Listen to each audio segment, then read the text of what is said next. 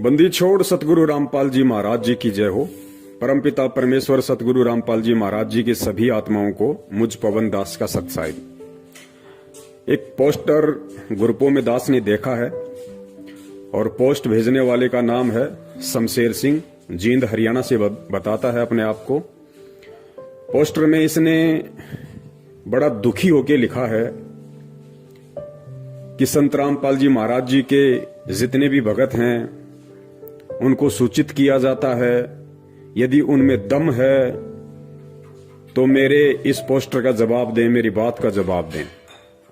आगे ये लिखते हैं कि सन 2006 से लेके 2018 तक मैं संत रामपाल जी महाराज जी से जुड़ा रहा और आज मेरे को सतलोक आश्रम मैनेजमेंट हरियाणा के द्वारा गुरुद्रोही घोषित कर दिया गया, पीला पर्चा निकाल दिया गया। अगर मैं गुरुद्रोही हूं तो भाई सन 2006 से लेके 2018 तक मेरे से जितना भी पैसा संत रामपाल जी महाराज जी के द्वारा या उनकी कमेटी के द्वारा जो दान रूप में लिया गया है, यदि मैं गुरुद्रोही हो गया, मुझे गुरुद्रोही घोषित कर दिया संत रामपाल जी महाराज ने, तो वो मेरा सारा का सारा पैसा ब्याज समेत लौटाएं और इस मैसेज को संत रामपाल जी के सभी भक्तों तक और मैनेजमेंट तक पहुंचा दें।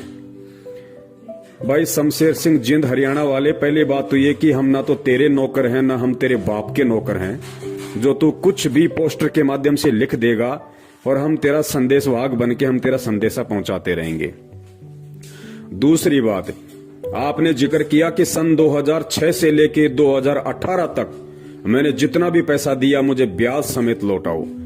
देखिए 2014 के बाद, क्योंकि सन 2014 में परमपिता परमेश्वर सतगुरु रामपाल जी महाराज जी हिसार जेल चले गए थे, तो 2014 के बाद आपने जितना भी पैसा दिया है, जिसको भी दिया है, वो आपने अपनी मूर्खता में दिया है, अपनी नादानी में दिया है। जब हम बता रहे थे कि ये काल के एजेंट हैं, ये संगत को ठग रहे हैं, तो भाई क्यों तूने अपने उन रिश्तेदारों की झोली पैसों से भरी?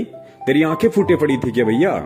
तुझे दिखाई नहीं दे रहा था क्या? तू मेरे से बातचीत नहीं किया करता था क्या? मैं तेरे को सच्चाई नहीं बताया करता था? सब बताया करता था। घंटों घंटों तेरे से मेरी बातचीत होती थी। उसके बाद भी तूने दिया था। सन 2014 के बाद 4 साल में तूने जितना भी पैसा उनको दिया होगा, वो तेरी मूर्खता थी, वो तेरी नादानी थी, वो तेरी बालक बुद्धि थी। रही बात सन 2006 से लेके 2014 तक दिए गए दान की, तो कान खोल के सुन। ना तू पहले संत रामपाल जी महाराज जी का भगत था, भले तेरे को तू कहता ना कि मेरे को सार नाम मिला हुआ है और मैं सन 2006 से जुड़ा हुआ हूं। आज के तेरे जो कर्म हैं, आज की तेरी जो भावना है, वो साबित करती है कि तू पहले भी संत रामपाल जी महाराज जी का भगत नहीं था, तू खाली नाम का भगत था। क्योंकि परमेश्वर अंतर्यामी है, उनको पहले से पता होता है कि कौन नादान, कौन नालायक कब मेरे से दूर होगा और आगे चल के मेरे प्रति और इस भक्ति मार्ग के प्रति क्या उसकी भावनाएं हो जाएंगी। और तू तो भाई दत्तात्रेय का भी बाप निकला। तू कभी विहंगम पंथ में जा रहा है, तू कभी मदन पंथ में जा रहा है, कभी किसी पंथ में जा रहा है। ठोर ठिकाना तो है ही नहीं तेरा। तो मैं ज्यादा बात नहीं करूंगा, तेरी बात का सीधा सा जवाब यही दूंगा कि 14 के बाद तूने जो भी दान किसी को दिया है सतलोक आश्रम मैनेजमेंट हरियाणा को, तो वो पैसा उनसे मांग। उस पैसे का ढिंडोरा या मत पीट कि संत रामपाल जी महाराज जी मेरा पैसा दे दें। वो पैसा तेरा जिसने लिया है उनसे मांग। रही बात 2006 से लेके 2014 तक के दान की, तूने संत रामपाल जी महाराज जी के आश्रम में रहते सहते जितना भी दान किया होगा, वो आज इस पोस्टर के माध्यम से तेरी खुद की औकात बता रही है कि तूने कितना पैसा दिया होगा। मुश्किल से इन 8 सालों में तूने 50,000 या 1 लाख से ऊपर नहीं दिया होगा। मुश्किल से हद मार के 50,000 या 1 लाख से ऊपर तूने नहीं दिया होगा, जिसका तू ब्याज मांग रहा है। तो सुन और कान खोल के सुन।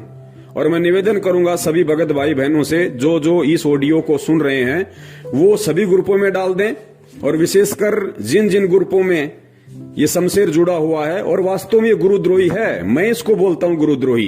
ये वास्तव में गुरुद्रोही है जो अपने गुरु की निंदा करता है, चुगली करता है, अपने गुरु के विषय में उल्टे सीधे शब्दों का प्रयोग करता है। वो व्यक्ति 100% गुरुद्रोही है, इसमें कोई संशय नहीं है। तो सुन शमशेर सिंह गुरुद्रोही, तेरी इस बात का जवाब ये पवन दास देगा। तू सन 2006 से लेके 2014 तक का जो हिसाब मांग रहा है ना, तो सुन कान खोल के।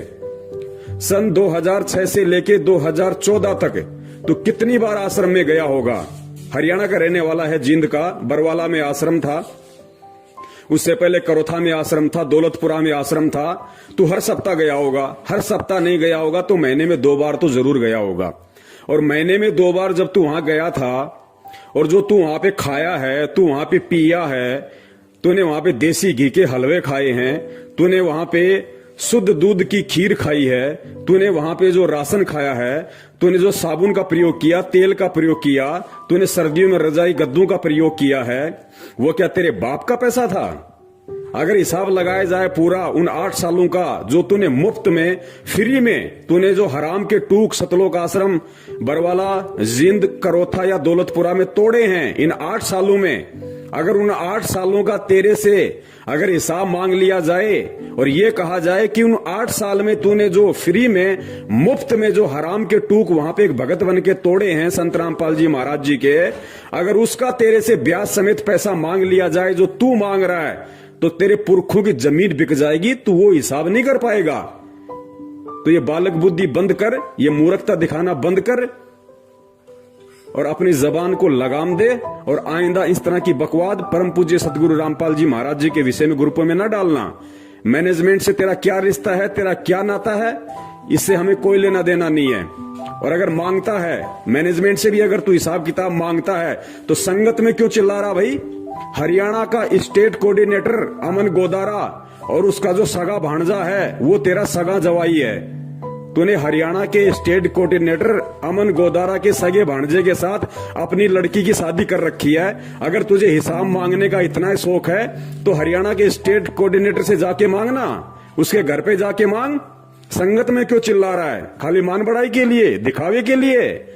तो सन 2006 से 2014 तक के जो तू हिसाब की बात कर रहा है ना, अगर तेरे से वो हराम के टूकों का हिसाब मांग लिया जाए जो तूने सतलोक आश्रम बरवाड़ा में भोगा था, तो तेरे पुरखों की जमीन बिक जाएगी। तू पैसा नहीं उतार पाएगा।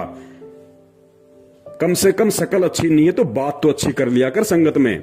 सत साहिब जय हो। बंदी छोड़ की, बंदी छोड़ सतगुरु रामपाल जी महाराज की जय हो।